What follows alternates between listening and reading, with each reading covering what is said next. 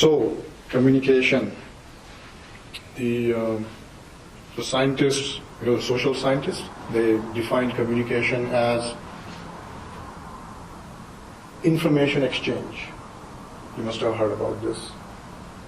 If you have studied information theory or anything similar to that, the word communication is defined as information exchange, which means you have a sender, right? You have a receiver, and information is exchanged between the two, right?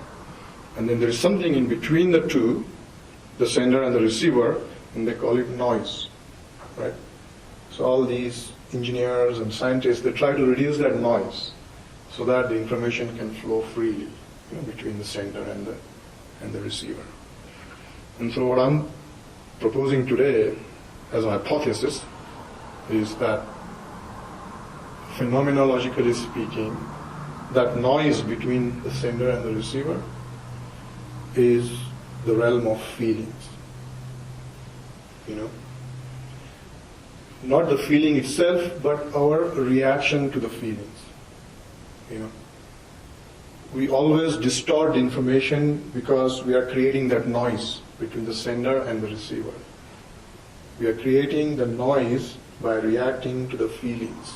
And I'll give you an example of what I mean by that. So let's say you meet your old forgotten colleague whom you disliked, whom you pretty much hated, okay? You meet him after 20 years in a park, okay? The moment you see that person, your first reaction would be, oh, that jerk, John. Although you're seeing him after 20 years, right? Yeah? So there is that information, visual information. John is there. As soon as you see John, an unpleasant feeling arises in you. And you react to that unpleasant feeling. Is John jerk? How do you know? It's been 20 years. He's probably enlightened by now, right?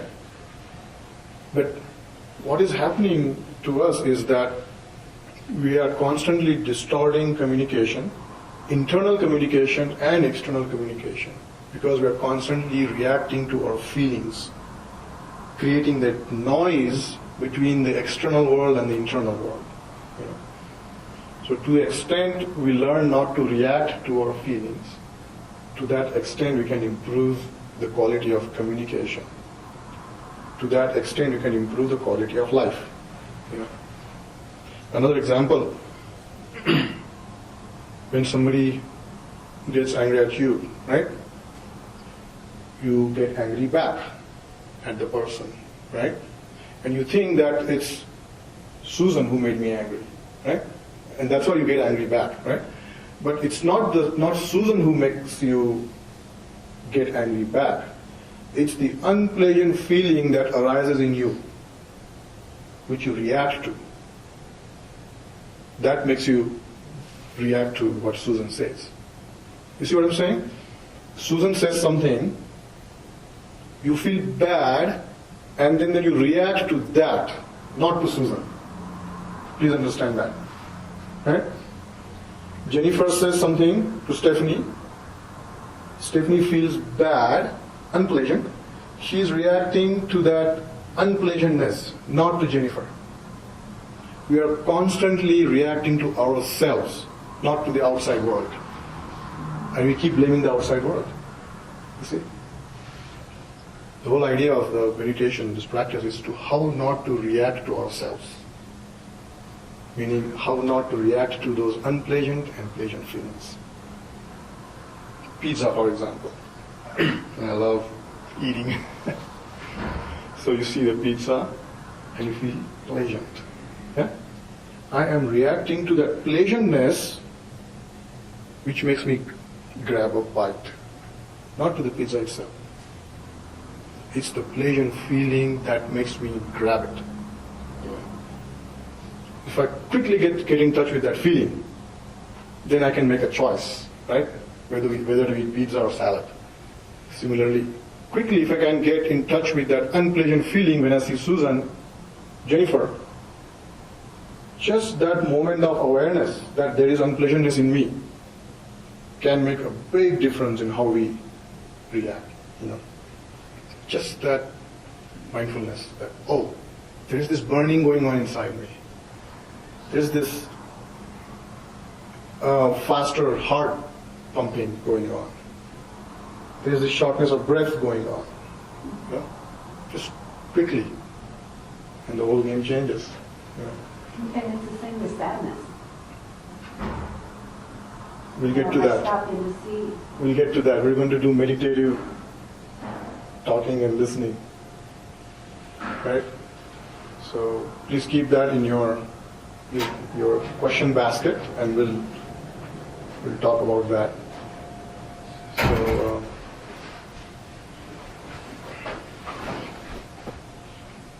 Tony Robbins, you must have heard about Tony Robbins, right? He's a very popular. He said, it's very simple.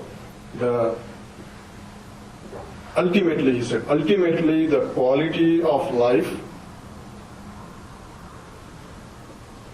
means quality of your communication. That's what he said. To the extent we communicate, the quality of our communication, how we communicate to ourselves and how we communicate with others, the quality of that determines the quality of your life. So I agree with that 100%. Because, like I said, communication is related to information. And if we allow the information to flow freely, and you might understand this because you're an engineer, because information is related to energy, energy is related to matter. If we allow the information to move freely, the energy will move freely, there will not be any resistance, no stress. Simple. Right? So, technically speaking, it's all about how we can facilitate the movement of information freely. In other words, how we communicate so that the information moves freely. We don't color it with our reactions. So that's the whole idea. So now let's meditate on what I just said. And so please close your eyes gently and take your attention to your breath.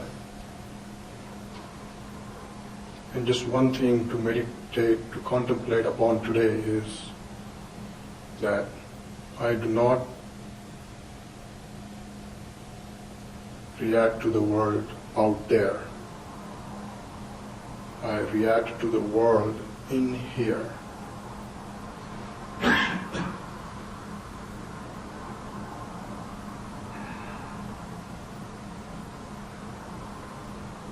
It is not the world that is to be blamed. It is my reaction to the feelings that arise in me. The reaction to the feelings that arise in me, that is to be blamed. Knowing that, I shall cultivate equanimity towards pleasant feelings and unpleasant feelings. So I stop reacting and start acting.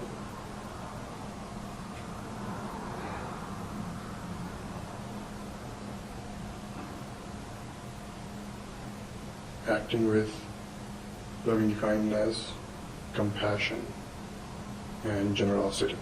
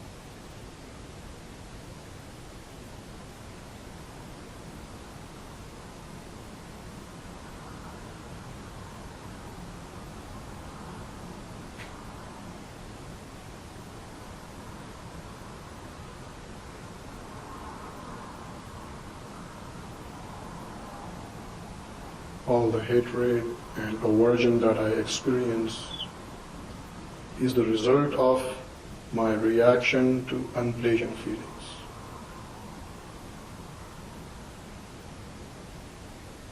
All the craving and attachment I experience is the result of my reaction to the pleasant feelings.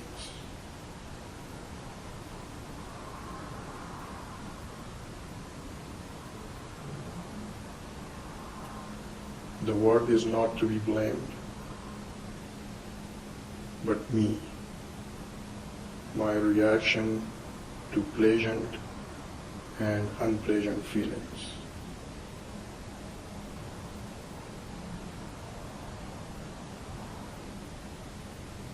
I must and I shall cultivate equanimity towards all feelings, thereby abiding in peace, thereby abiding in peace.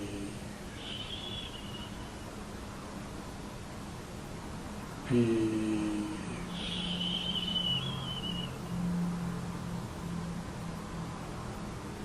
Peace.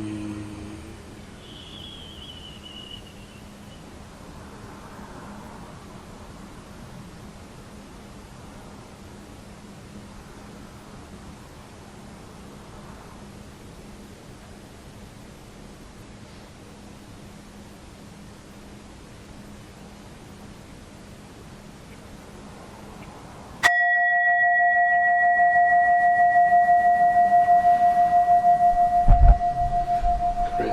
Thank you.